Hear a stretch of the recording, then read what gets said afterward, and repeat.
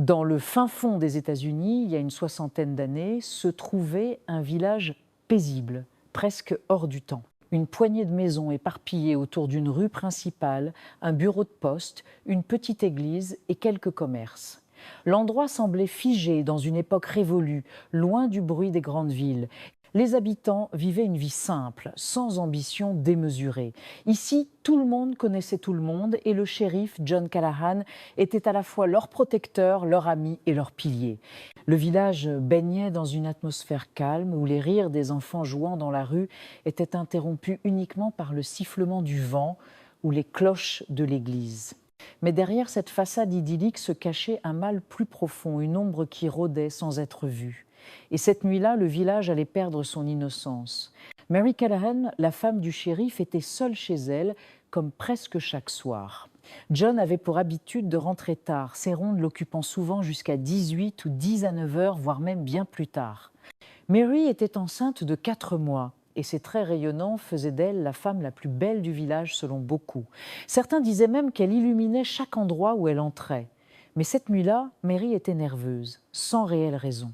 Elle passait son temps entre le salon et la cuisine, regardant par la fenêtre pour guetter les phares de la voiture de John.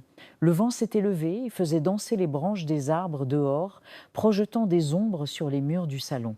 Mary, essayant de se distraire, posa une tasse de thé sur la table basse et s'installa dans le fauteuil pour bouquiner un peu. Mais à cet instant précis, quelque chose attira son attention. Dans un coin de la fenêtre, juste à la limite de son champ de vision, elle aperçut un mouvement. Une ombre, fugace, rapide, presque imperceptible, traversa le jardin. Mary se redressa brusquement, son cœur battant la chamade. Elle se leva et s'approcha lentement de la fenêtre. Rien, seulement la nuit, le vent et les arbres. Mais elle ne pouvait ignorer ce qu'elle avait vu. Il n'était pas rare que des animaux se rapprochent du village la nuit. Par précaution, elle décida de verrouiller tout de même toutes les portes et fenêtres. Elle commença par celle du rez-de-chaussée, ses mains tremblant légèrement en manipulant les verrous. Lorsqu'elle arriva à la porte d'entrée, la petite fenêtre à peine transparente encastrée dans le bois de cette porte attira son regard. Elle se pencha pour la fermer, mais à travers la vitre, elle aperçut un visage, une silhouette floue, presque pressée contre la fenêtre, la fixait. Mary recula d'un bond, la main sur sa poitrine, mais en une fraction de seconde, le visage disparut, comme si l'intrus avait su qu'il avait été vu. Mary, désormais paniquée, tenta de garder son calme. Elle attrapa le combiné du téléphone pour appeler John, mais la ligne était morte. Le silence qui suivit sembla peser lourdement dans la maison. Ne sachant plus quoi faire, Mary monta à l'étage. Elle verrouilla la porte de la chambre avant de se cacher dans le placard. Assise dans l'obscurité, elle serrait son ventre arrondi, essayant de se convaincre qu'elle avait imaginé les événements. Mais alors qu'elle reprenait son souffle, un bruit glacial brisa le silence, celui d'une vitre éclatée.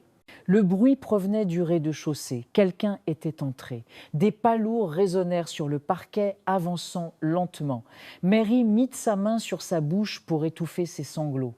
Elle entendit les pas monter les escaliers, un par un. Le sol grinçait sous le poids de l'intrus. La poignée de la porte de la chambre tourna lentement, suivie d'un claquement sec lorsque la porte s'ouvrit. Son cœur battait si fort qu'elle aurait cru qu'il allait sortir de sa poitrine. Mary ferma les yeux, priant pour que cette ombre disparaisse. Mais elle sentit quelque chose, une présence. La porte du placard s'ouvrit brusquement. Un cri déchirant retentit, puis silence. Quelques heures plus tard, John Callahan rentrait chez lui. Il venait de finir sa tournée, passant par les lieux habituels où les villageois se rassemblaient.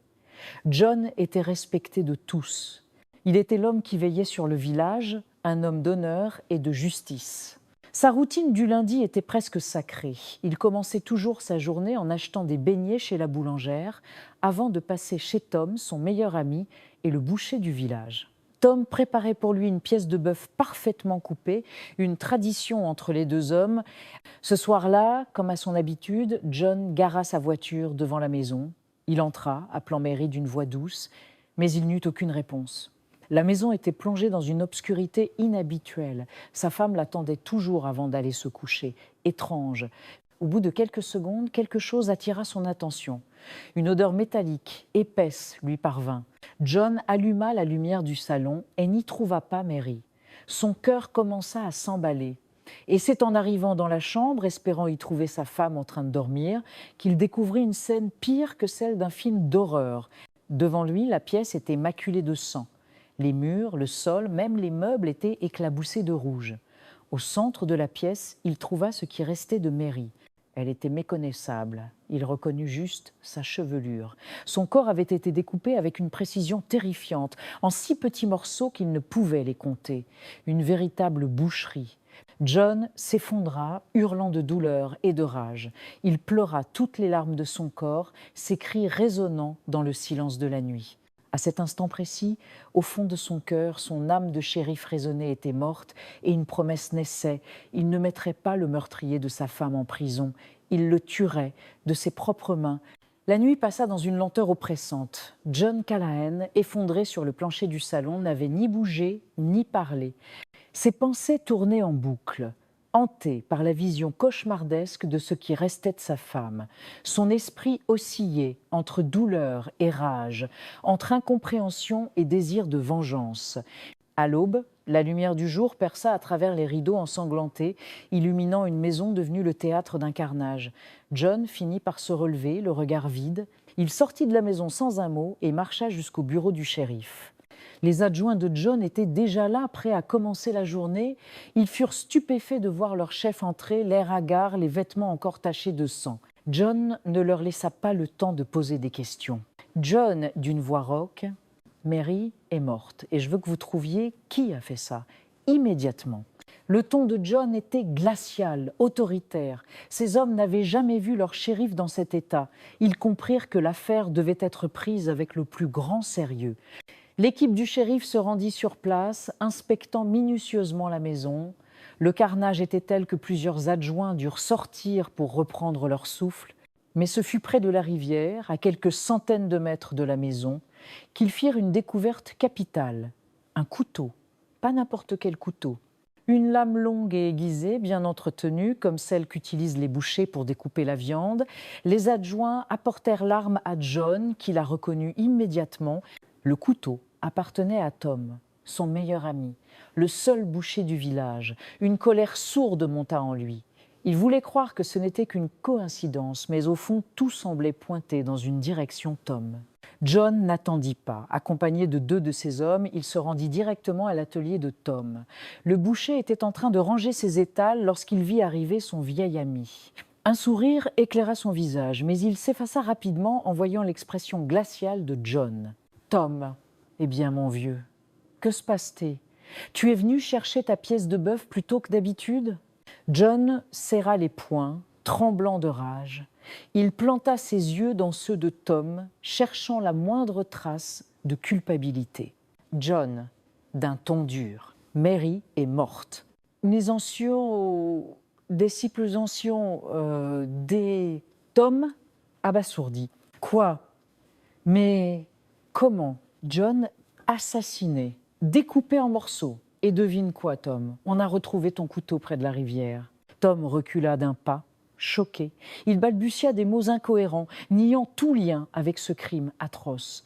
Mais pour John, cela ne faisait aucun doute. Dans un excès de colère, John attrapa Tom par le col et le plaqua contre le mur de l'atelier. Ses adjoints durent intervenir pour les séparer. La colère de John éclata dans un cri. « John, comment as-tu pu? Mary était comme une sœur pour toi. » Tom, « John, je te jure que je n'ai rien fait. Je ne sais pas comment ce couteau s'est retrouvé là, mais ce n'est pas moi. » Les protestations de Tom furent ignorées. John ordonna qu'il soit menotté et conduit au bureau du shérif. Les villageois, attirés par le tumulte, observèrent la scène avec stupeur. Tom, le boucher respecté, traînait comme un vulgaire criminel. Les murmures se propagèrent comme une traînée de poudre. Cette nuit-là, John était seul chez lui. Les souvenirs de Mary le hantaient à chaque instant. Il s'assit à la table de la cuisine, les mains tremblantes.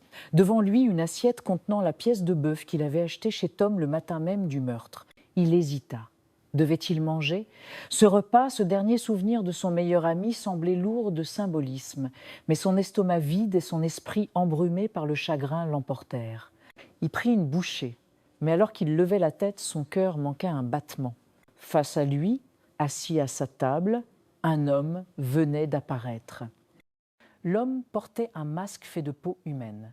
Sur son visage, les yeux inanimés de Mary semblaient le fixer.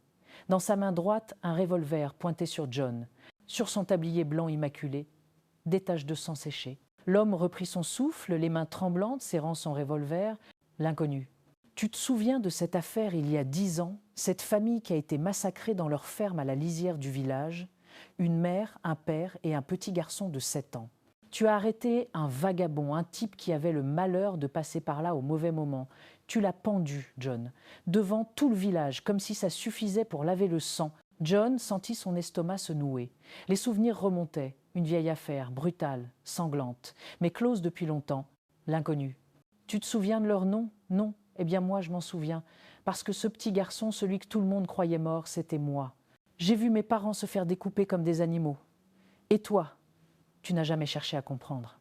Tu avais ton coupable, et le village avait sa paix.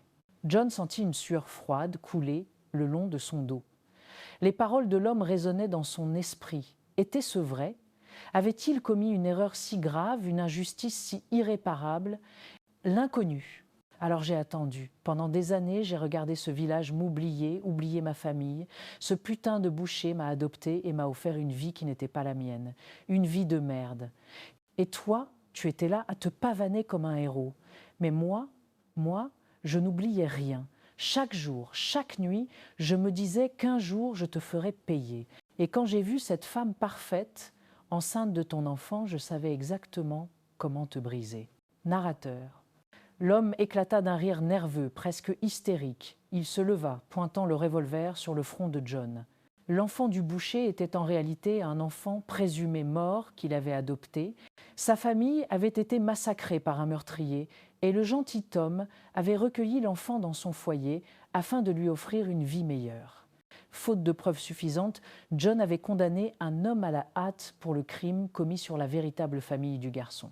L'enfant adopté, qui n'avait pas été satisfait de la sentence, s'est nourri d'une haine et d'une jalousie malsaine pendant des années, rejetant la faute sur le shérif. Avide de rancœur, cet homme avait préparé sa vengeance macabre. L'inconnu.